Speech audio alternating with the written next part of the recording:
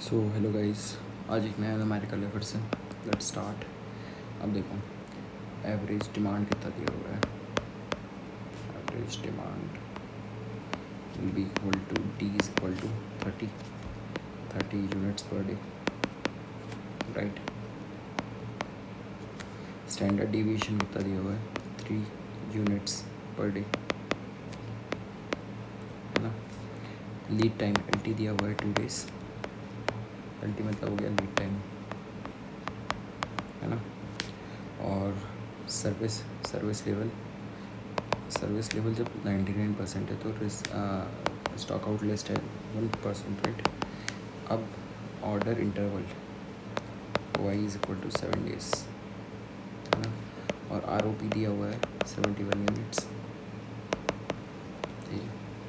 तो बेसिकली अपन पहले क्या करेंगे कि determine the order amount order, ठीक है। तो पहले अपन क्या करते हैं, सबसे पहले निकालते हैं डिमांड ड्यूरिंग लीड टाइम।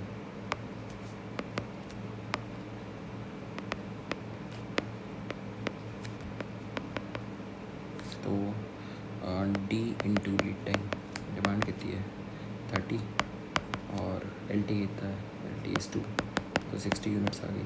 तो demand during lead time 60 units. Second निकालेंगे standard deviation during LT during lead time. तो स्टैंडर्ड डिविएशन हो जाएगा under root LT into sigma D, ठीक है। तो LT कितना है under root 2 into sigma D यानी सिग्मा D है ना, सिग्मा 3 है, एनुअल डिमांड 30 है। That will be equal to, ये नहीं आएगा वैसे, ये बस सिग्मा लिखना है, ठीक है। तो that will be equal to 4.24। फिर Z की वैल्यू निकाल देंगे। Z की वैल्यू टेबल से निकालेंगे अपन लोग। थर्ड पे टेबल कितना है 2.33। अब सेफ्टी स्टॉक निकाल लो।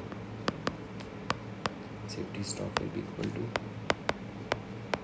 सेफ्टी स्टॉक निकलेगा Z इंटू सिग्मा। तो जो सिग्मा अपन निकाला था उसको यहाँ पुट कर देंगे 2.33 into 4.24, that will be equal to 9.88, मतलब अप्रॉक्सीमेटली 10 यूनिट्स, है ना।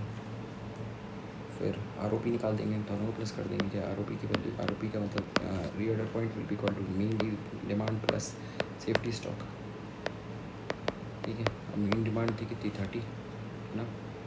मीन डिमांड थी 30, ठीक है। 30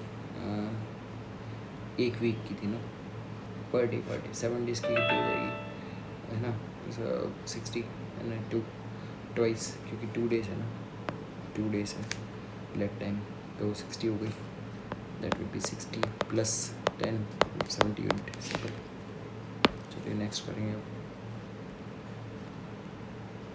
चलो कर लिए रहते हैं यार, चलो ठीक है। 15 16 बचा है, ठीक है, बहुत बचा है, करते हैं।